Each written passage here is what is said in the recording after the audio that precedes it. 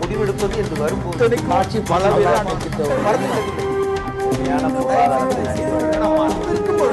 எதிர்த்து பேசிட்டு. வணக்கம். நேர்பட பேஸ் நிகழ்ச்சிக்கு உங்களை அன்போடு வரவேற்கிறோம். கேரளத்தின் புதிய ஆளுநராக உச்சநீதிமன்றத்தின் தலைமை நீதிபதியாக இருந்து ஓய்வு பெற்ற தமிழகத்தைச் சேர்ந்த திரு பி சதாசிவம் அவர்கள் நியமனம் செய்யப்பட்டிருக்கிறார்.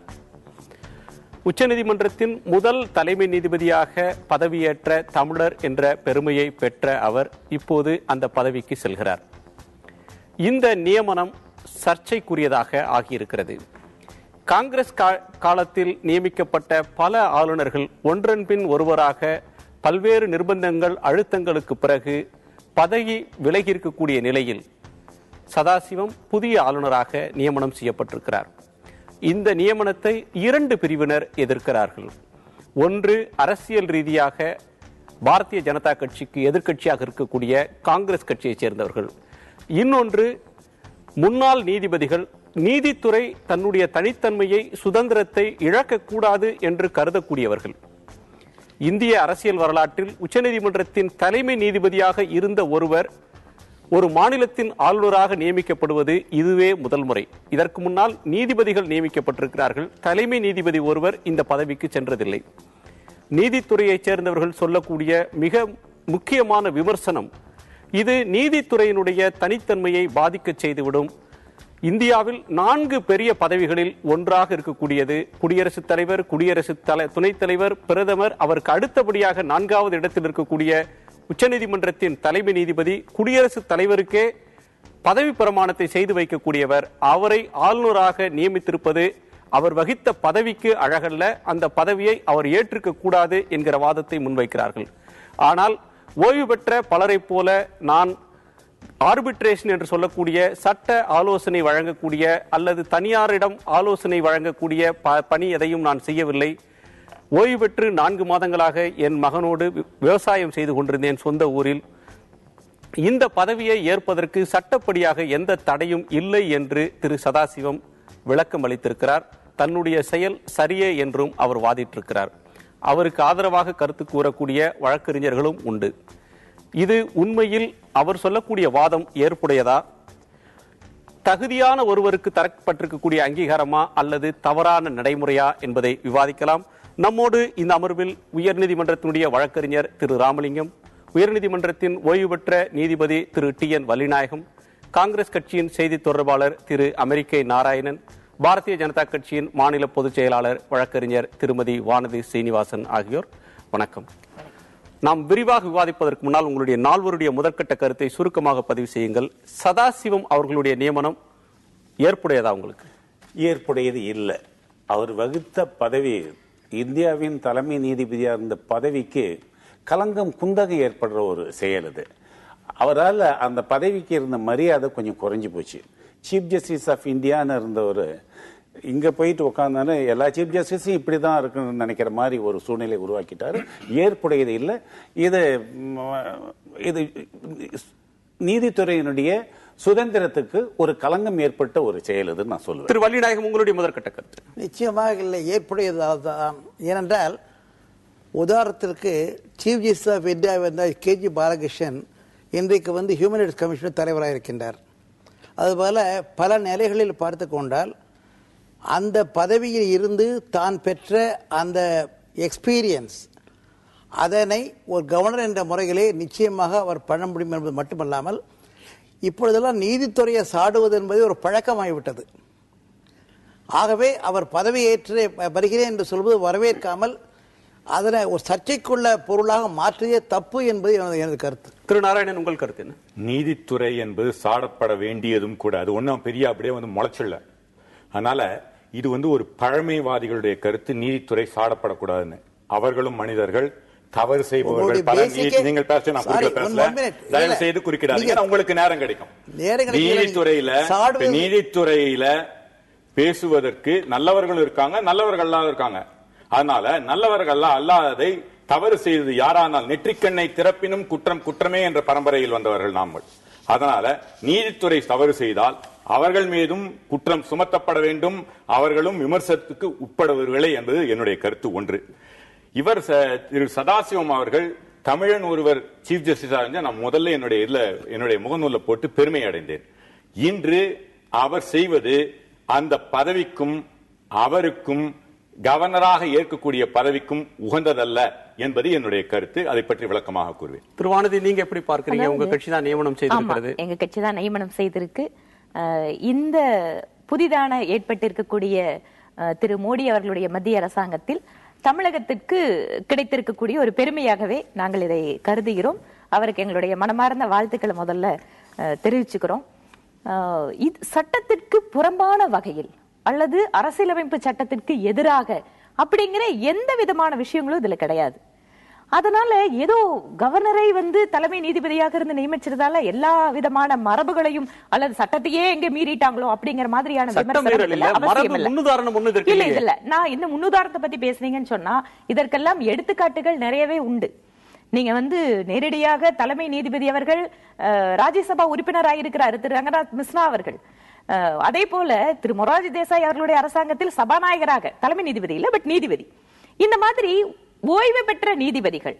நம்முடைய தமிழக கவர்னராக திருமதி ஃபாத்திமா பிபி அவர்கள் இருந்திருக்காங்க. சாரி, செல்வி ஃபாத்திமா பிபி இருந்திருக்காங்க. இந்த மாதிரி நாங்க போன முறை என்டிஏ அரசாங்கத்துல திரு ரமா ஜோய்ஸ் அவர் கவர்னராக நியமிச்சிருந்தோம்.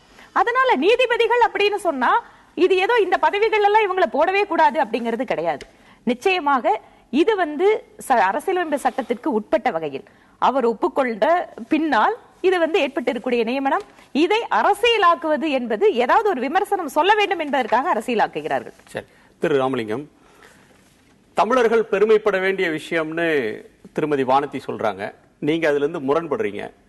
இப்போ பாத்திமா பிவியோ அல்லது ரமா ஜாய்ஸோ நீதிபதிகளாக இருந்து இந்த பதவிக்கு வந்திருக்கிறாங்க, ஆளுநர்களாக வந்திருக்கிறாங்க. தலைமை நீதிபதியாக இருந்தவர்கள் மற்ற பதவிகளுக்கும் சென்றிருக்கிறாங்க. இப்ப கேஜி பாலகிருஷ்ணன் ஹியூமன் ரைட்ஸ் கமிஷன்ல இருக்கார். இன்னொரு நீதிபதியாக இருந்த மார்க்கண்டேய கட்ஜு பிரஸ் கவுன்சில் சேர்மனா இருக்கார். இப்படி ஓய்வு பெற்ற பிறகு அந்த பதவிகளை அவர்கள் அலங்கரிக்கும் போது சதாசிவம் ஆளுநராக வருவது மட்டும் ஏன் விமர்சிக்கப்படுது? இவர் வகித்த பதவியிலிருந்து இப்ப போயிருக்கிற பதவி ரொம்ப சின்ன பதவி. ஒரு ஜாயிண்ட் செக்ரட்டரி ஹோம்ல இருந்து கொடுக்கிற இன்ஸ்ட்ரக்ஷனை எடுத்துக்கிற பதவி. அவங்க வானதி சொன்னாங்க தமிழர்கள் பெருமைப்படக்கூடிய இது பதவி அப்படின்னு சொல்லிட்டு. துரதிர்ஷ்டவசமாக Tamil Nadu has the dubious distinction of having judges who have been tarnished in the public. ஒரு சீஃப் ஜஸ்டிஸ் ஆஃப் ஹைகோர்ட்டினுடைய தலைமை நீதிபதி மேல ஒரு எஃப்ஐஆர் பிரிவென்ஷன் ஆஃப் கரப்ஷன் ஆக்ட்ல ரெஜிஸ்டர் பண்ணதும் இந்தியாவிலேயே முதல்ல தமிழ்நாட்டில் தான். அவருடைய மருமகன் மேல இம்பீச்மெண்ட் வீராசாமி, அவருடைய மருமகன் வீராசாமி மேல பார்லிமெண்ட்ல இம்பீச்மெண்ட் கொண்டு வந்ததும் தமிழ்நாட்டை சேர்ந்ததுதான். இன்னொருத்தர் மேலே இம்பீச்மெண்ட் பிடி தினகரன் மேலே வந்ததும் தமிழ்நாட்டை பெருமைப்படக்கூடியது இல்ல. இவங்களெல்லாம் தமிழ்நாடு சிறுமைப்பட்டது. இப்போ ஒருத்தர் ஒரு ஜனாதிபதிக்கு பதவி பிரமாணம் செய்து வைக்கும் தகுதி அந்தஸ்துடைய கான்ஸ்டிடியூஷனல் போஸ்ட்ல இருந்தவர் நான் போயிட்டு ஆஃப்டர் ரிட்டையர்மெண்ட் 65 வயசுக்கு பிறகு ரஜகத துரக பதாதிகள் எல்லாம் சேர்ந்துட்டு சுக வாழ்க்கை 65 வயசுக்கு பிறகு நான் அங்க போயிட்டு இருக்க போறேன்டா அப்படின்றது அவர் வைத்து அவருக்கு சிறுமை இல்லை. அவர் சாதாரண மனுஷன் தான். அவர் வகித்த பதவி இந்தியாவின் தலைமை நீதிபதி இந்த பதவிக்கு இழுக்கு வந்துடுச்சு. இவரால இது மாதிரி ஆளுங்களால தமிழ்நாட்டுக்கு இழுக்குதான ஒழிய ஒன்னும் பெருமை வந்தல. I differ with further. எனக்கு இன்னொன்னு இந்த தமிழ்நாட்டு சீஃப் மினிஸ்டர் ஏதோ கஷ்டப்பட்டு ஏதோ பண்ணி போராடிக்கிட்டு முல்லை பெரியார் டேமுக்கு இல்ல காவிரி ஏதோ பண்ணிக்கிட்டு இருக்கு. இப்ப ஒரு தமிழ்நாட்டை சேர்ந்த ஒருத்தர் போனதுனால அங்கேயே கேரளாவில் இருக்கிற பார்க்க அந்த அட்வொகேட்ஸ் எல்லாம் அப்போஸ் பண்றாங்க. ஏற்கனவே புகைஞ்சிக்கிட்டு இருக்கு. சுப்ரீம் கோர்ட் உத்தரவு போட்டதுனால நம்ம அடிபணிஞ்சே ஆகணும் அப்படின்ற மாதிரி கேரளாவில் கொஞ்சிட்டு இருக்காங்க. இங்க இருந்து போனாங்கன்னா இந்த அம்மா பட்ட கஷ்டப்பட்டு ஏதோ 1-2 வளர்த்து வச்சதெல்லாம் இது தண்ணி ஊத்தி அணைச்சிட்டமா ஆயிடும். இது ஒரு சரியான அனுப்புனீங்க. இவர் கோவாவுக்கு அனுப்ப வேண்டியதானே, ரொம்ப கம்ஃபர்டபுளா இருப்பாரு. 65 வயசு நல்ல கிளைமேட் நல்ல. கேரளாவுக்கு போயிட்டு மறுபடியும் எரியிற தேயிலை என்ன ஊத்துவானே.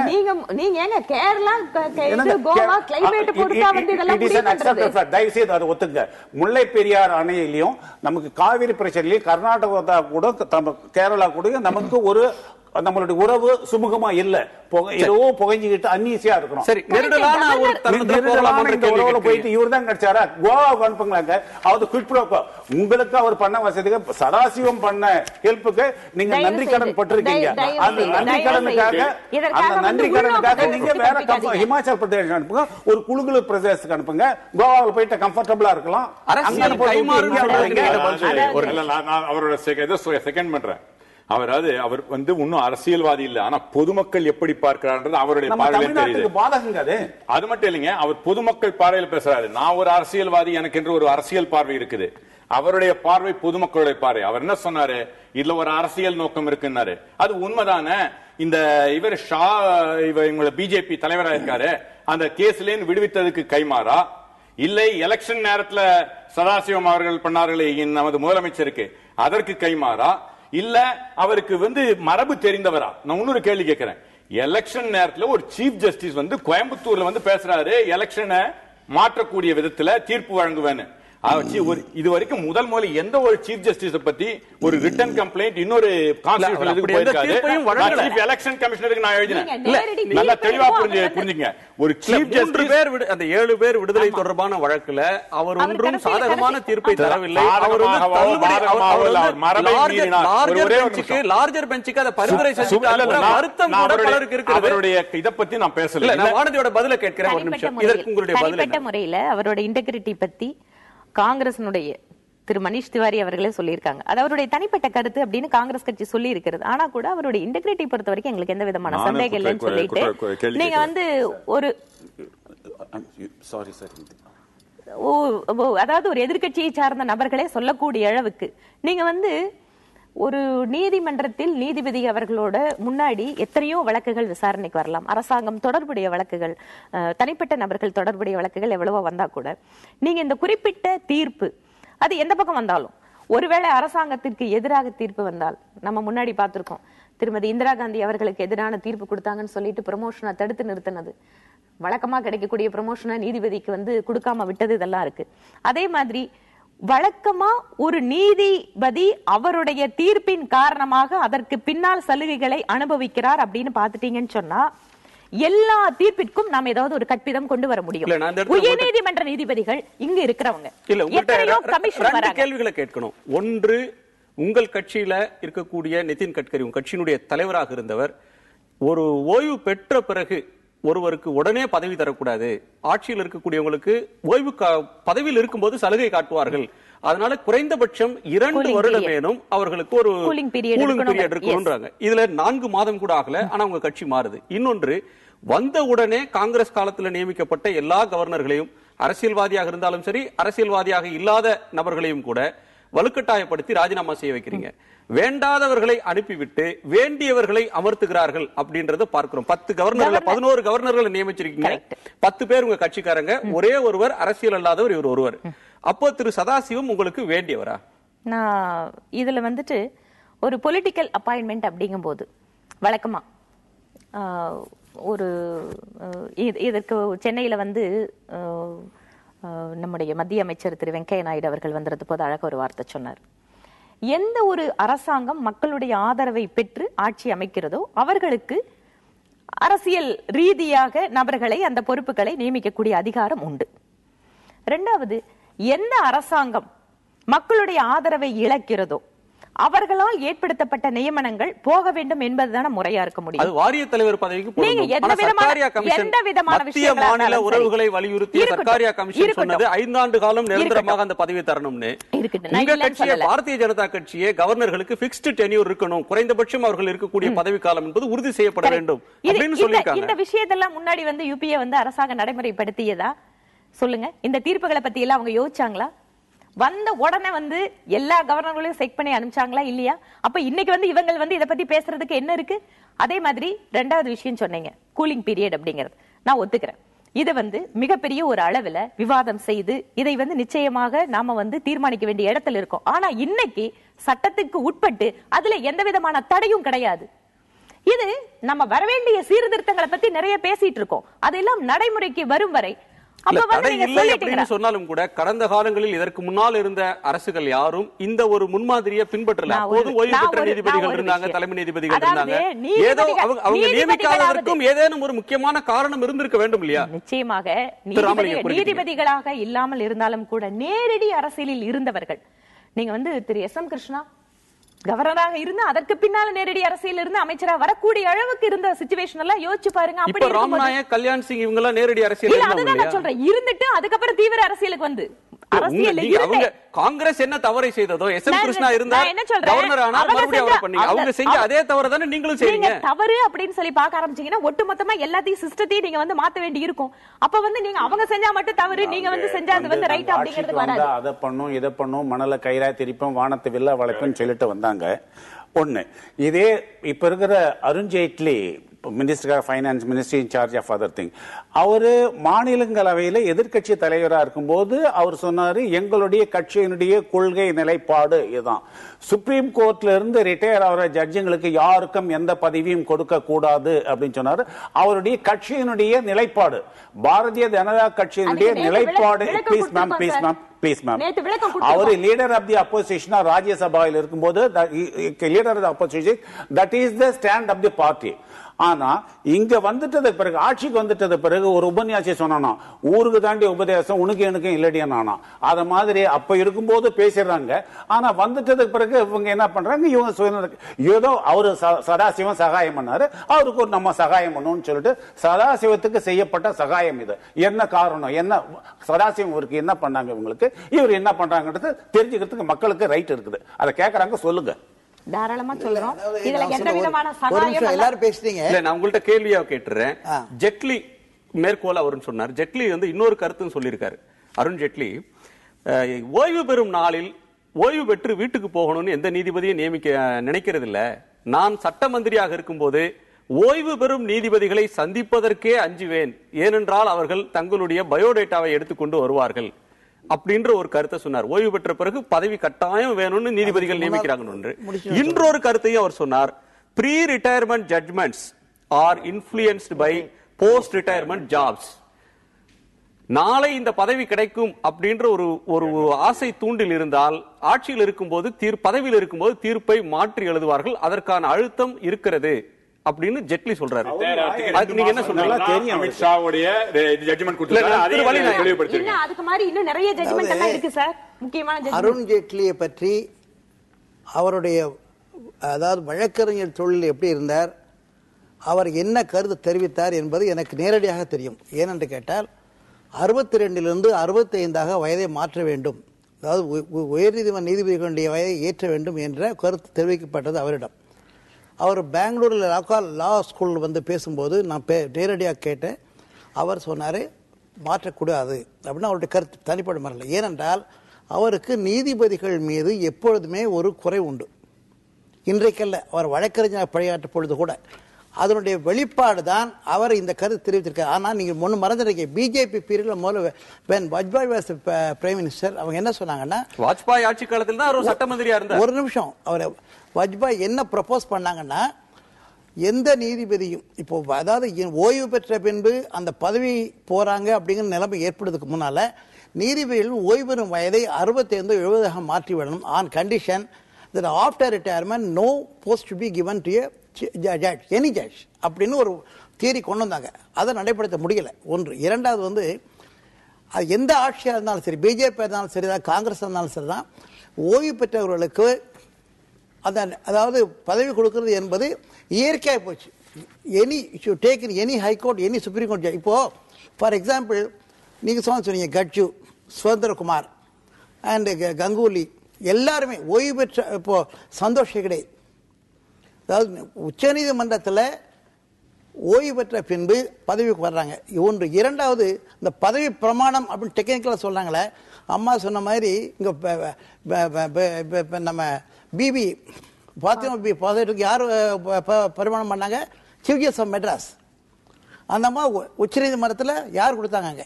ஸோ அந்த பதவி பிரமாணம் கொடுக்குறவங்க ஒரு சட்டமோ அல்லது வந்து ஓய்வு பெற்ற நீதிபதிகளுக்கு பதவியை கொடுக்கக்கூடாத சட்டமோ நடைமுறைப்பட்ட வரவேற்கிறேன். ஆனால் அது நம்ம இங்கே மட்டும் இல்லை, காங்கிரஸ் ஆட்சியாளரும் சரி, காங்கிரஸ் ஆட்சியாளரும் சரி, இப்போ எனி ஆட்சியாக இருந்தாலும் சரி இதுதான் நடைமுறை இருந்து வருகிறது. ஒன்று. இரண்டாவது வந்து இல்ல கேள்வி திரு ஜெட்லி சொன்னக்கூடிய கருத்து, ஏன் ஓய்வு பெறும் நாளில் கௌரவமாக ஓய்வு பெற்று விட்டு போய் இருக்க மாட்டாங்க, அதற்கு பிறகும் பதவிக்கு ஏன் வரணும்னு ஆசைப்படுறாங்கன்னா சார் பாயிண்ட் இஸ் திஸ், அவங்களுக்கு வந்து ரெண்டு காரணம். ஒன்று வந்து you got separate commissions appointed, you got act, say for example human rights commission act இருக்குது, ஆர் கன்சியூமர் ஃபோரம் ஆக்ட் இருக்குது.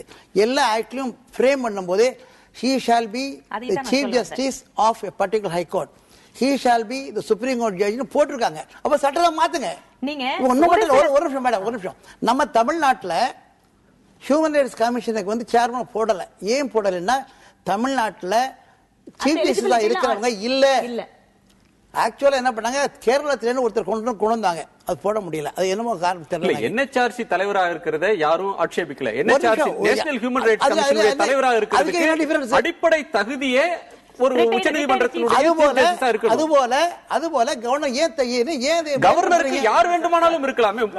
சர்க்காரியா கமிஷன் சொல்ற பரிந்துரையில 35 வயதானால் போதும் ஒருவர். ஒரு நிமிஷம். அதாவது இந்த கவர்னர் பதவியே வேண்டாம்.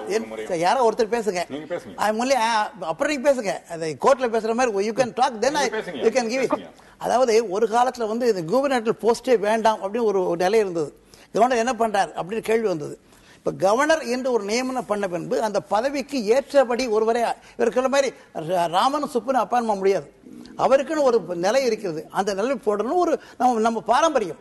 நீங்க சொல்ல முன் உதாரணம் சொல்றீங்களே, நெப்போலியன் சொன்ன மாதிரி இந்த நீச்சல் குழு கத்துக்கிட்டு தான் கடலை குழப்பி சொல்ல முடியாது. இது முன்னோரம் எடுத்துக்கலாமே. சரி, என்ன பொறுத்த மட்டும்னா நம்ம இஷ்யூ என்ன, appointment of chief justice of India is proper or not only. Sadasivam நல்லவரா, அவர் ஃபேவர் பண்ணாரா பண்ணலான்னு பார்த்தா அப்படி பார்த்தா எல்லாமே சதாசிவம் என்ற தனி மனிதர் நம்முடைய விவாதத்துக்கு பொருள் அல்ல. அந்த முன்னாள் தலைமை நீதிபதி என்கிற ஒரு ஸ்தானத்துல இருந்த ஒரு நபர் சார் தனி மனிதர் பேச வரல சார். நம்ம as a chief justice you are favored you னு சொல்லுங்க, தப்புன்னு சொல்ல வரேன் நான். My point is if that be the case you cannot have any judge appointed anywhere else. அப்புறம் ஜெட்லி ஏன் சொல்றார், அது வந்து நான் மாறுபடுறேன் சொல்ல முடியும். அவர் சொல்றதுக்கு நம்ம பைண்டிங். நாளை காலை உங்களுக்கு ஓய்வு பெற்ற பிறகு இந்த அரசாங்கம் உங்களுக்கு ஒரு பதவியை தரும் என்றால், ஆட்சியில் இருக்கும்போது நீங்க பதவியில் இருக்கும்போது அது ஆட்சி தொடர்பான ஒரு வழக்கை விசாரிக்கும் போது அந்த ஆட்சிக்கு சாதகமாக நடந்து கொள்வீங்களா மாட்டீங்களா? I am telling you, ஒரு நீதிபதி ஓய்வு பெற்ற பிறகு அவருக்கு பதவி தரப்பட்டால் உங்களை கருத்து ஏற்றுக்கொண்டால் 60% of the litigation is done by the any government. இந்த 60% கவர்மெண்ட்ல வந்து எத்தனை கவர்மெண்ட் சாதகமா எத்தனை கவர்மெண்ட் அகைன்ஸ்ட் எடுத்து பாத்தீங்கன்னா யாரும் எந்த ஜட்ஜும் பணியாற்றவே முடியாது. சரி, நாம ஒரு விவாதத்துக்கு பிறகு ஒரு சிறிய இடைவேளைக்கு பிறகு விவாதிக்கலாம். ஒரு சிறிய இடைவேளைக்கு பிறகு நேர்பட பேசி தொடரும்.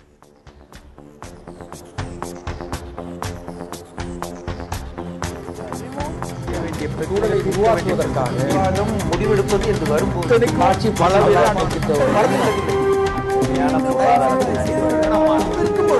எதிர்த்து பேசிட்டு நாட்டுல வழியை தவிர